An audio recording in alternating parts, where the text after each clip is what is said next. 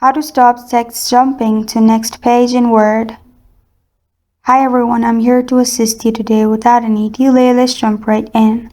First, open Word. As you can see at the bottom, there is so much space, but it's jumped to another page. So simply click on the second page where the word starts. Right-click on it and then click on Paragraph.